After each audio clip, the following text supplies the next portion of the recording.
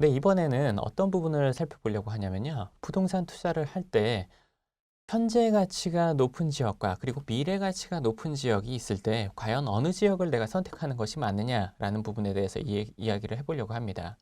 과거의 부동산 투자에서, 즉 시세 차익을 보기 위한 투자에서는 당연히 미래 가치가 높은 지역을 선택하는 것이 맞았습니다. 즉 쌀 때 사서 앞으로 여기가 개발이 되고 개발 호재가 있어서 그게 정말 실현이 돼서 땅의 가격이나 부동산의 가격이 올라서 내가 팔았을 때 어떤 수익을 보기 위해서는 당연히 미래 가치가 높은 지역에 투자를 하는 것이 맞습니다. 그런데 중요한 것은 수익형 부동산 투자에 있어서는 미래 가치 물론 중요하긴 한데 그거보다는 현재 가치가 훨씬 더 중요합니다. 그 이유는 뭐냐면 우리나라의 지도를 펼쳐놓고 그 어느 곳을 찍더라도 개발 호재 없는 곳이 없습니다. 모든 곳이 개발 호재가 있고 개발 계획이 있고 이런 것들이 있는데 중요한 건 그 계획이 언제 어떻게 일어나서 정말 그 개발이 일어나서 정말 부동산 가격이 오르는 게 언제냐라는 것이 확신할 수가 없습니다. 이제는. 쉽게 얘기해서 우리가 어렸을 때 초등학교 다닐 때 이 방학이 되면 계획표, 생활계획표를 써놓고 그대로 행동하려고 하지만 계획표대로 되는 사람들이 아주 드물죠. 요즘에는 그러한 비율이 훨씬 더 적어졌습니다. 정말 실현되는 비율이.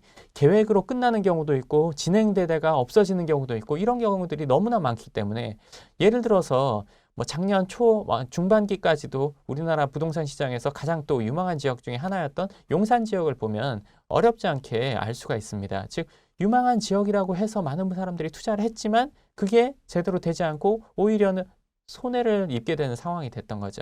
즉 특히나 이 수익형 부동산은 앞으로의 미래 가치를 보고 현재 지금 아무것도 없는데 여기가 앞으로 무조건 좋아질 거야 라고 하고 생각하고 투자하는 것은 정말 피해야 되는 상황입니다. 그러한 투자는 시세 차익을 보기 위한 투자인 거지 내가 어떤 월세를 받기 위한 이러한 투자에 있어서는 정말 적합하지 않습니다. 왜냐하면 그 지역이 개발 계획이 있어서 앞으로 좋아진다고 했는데 내가 그래서 그 지역에 수익형 부동산을 샀습니다.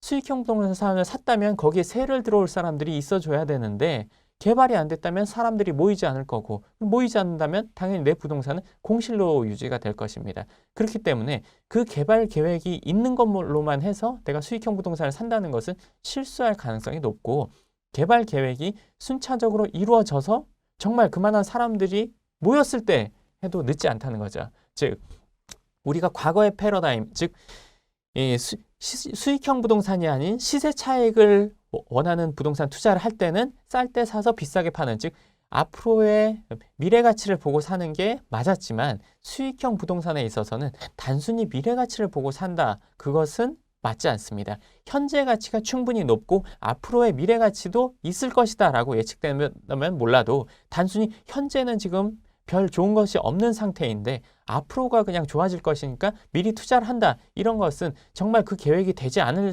경우에는 너무너무 잘못한 투자가 될 수도 있습니다.